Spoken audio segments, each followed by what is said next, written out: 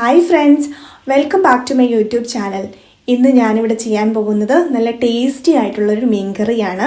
മുതിർന്നവർക്കും ചെറിയ കുഞ്ഞുങ്ങൾക്കും ഒക്കെ വളരെയേറെ ഇഷ്ടപ്പെടുന്ന തരത്തിലുള്ളൊരു മീൻകറിയാണ്. അതെങ്ങനെയാണ് ചെയ്യുന്നത് നമുക്കൊന്ന് നോക്കിയാലോ.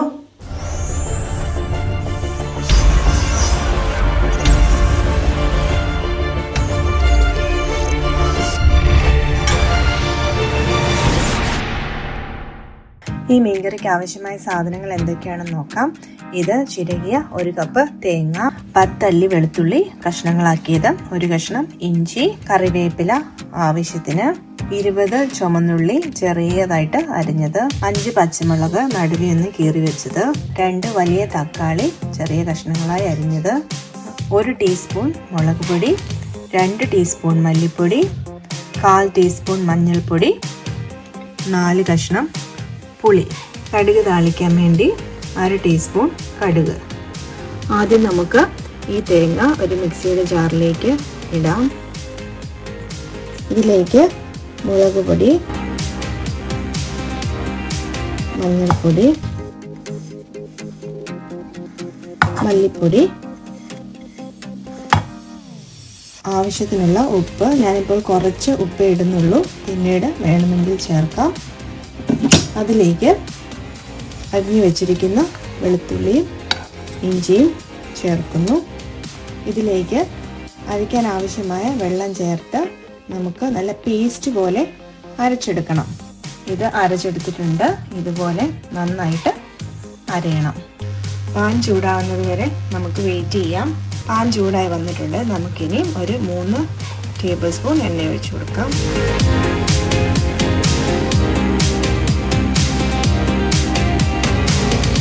എണ്ണ ചൂടായി കഴിയുമ്പോൾ നമുക്ക് കടുകിട്ട് പൊട്ടിക്കാം.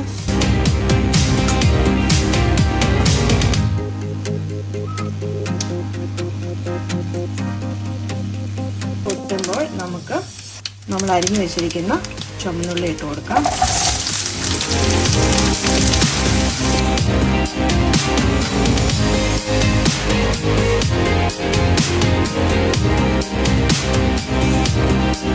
കറിവേപ്പില ഇട്ട് കൊടുക്കാം.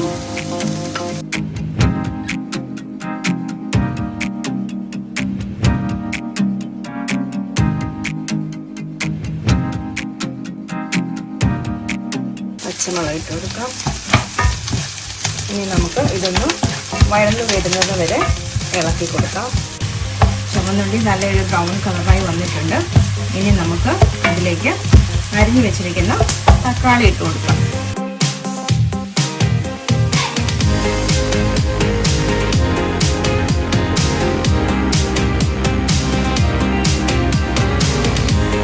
കുറച്ച് വെക്കണം.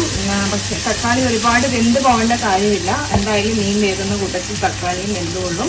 ഇനി നമുക്ക് അതിലേക്ക് ഞാൻ പുളി വെള്ളത്തിലിട്ട് വെച്ചായിരുന്നു, അത് ഇതിലേക്ക് ഒഴിക്കാം.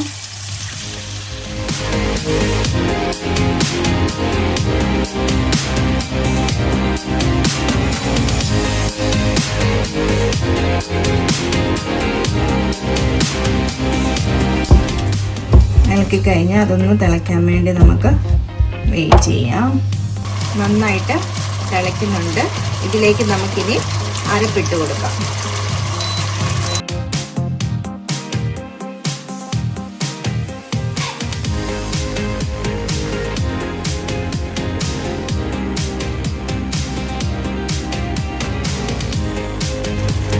ഒരു കപ്പ് വെള്ളം ഒഴിച്ച് ഒന്ന്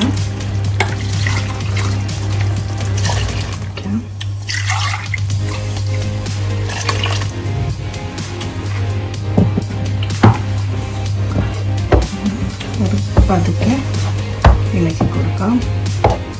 സീബാസ് ആണ് ഞാൻ എടുത്തിരിക്കുന്നത്. ഇത് ഒരു 1.5 കിലോ സീബാസ് ഉണ്ട്. അരപ്പ് നന്നായിട്ട് തിളയ്ക്കുന്നുണ്ട്. ഇനി നമുക്കതിലേക്ക് മീൻ ഇട്ട് കൊടുക്കാം.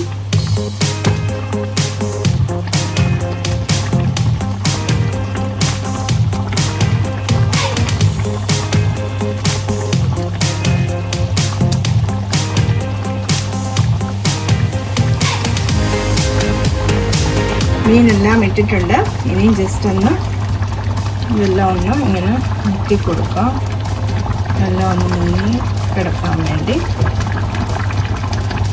എന്നിട്ട് നമുക്ക് ഇതൊരു മീഡിയം ഫ്ലെയിമിലിട്ട് അടച്ചു വെച്ച് മീനൊന്ന് വേവിക്കാം. നന്നായിട്ട് മീൻ തിളയ്ക്കുന്നുണ്ട്. ഇനി നമുക്ക് തീ കുറച്ച് വെച്ചിട്ട് വേവിക്കാം. അങ്ങനെ നമ്മുടെ മീൻകറി ഇവിടെ റെഡി ആയിട്ടുണ്ട്. നല്ല ടേസ്റ്റി ആയിട്ടുള്ളൊരു മീൻകറിയാണിത്. ഇത് ചോറിൻ്റെ കൂടെയോ ചപ്പാത്തിയുടെ കൂടെയോ പൊറോട്ടയുടെ കൂടെയോ ഒക്കെ കഴിക്കാവുന്നതാണ്. നിങ്ങളെല്ലാവരും ഇത് ട്രൈ ചെയ്ത് നോക്കുമല്ലോ. Thank you for watching. അടുത്തൊരു വീഡിയോയുമായി കാണുന്നത് വരെ ബായ്.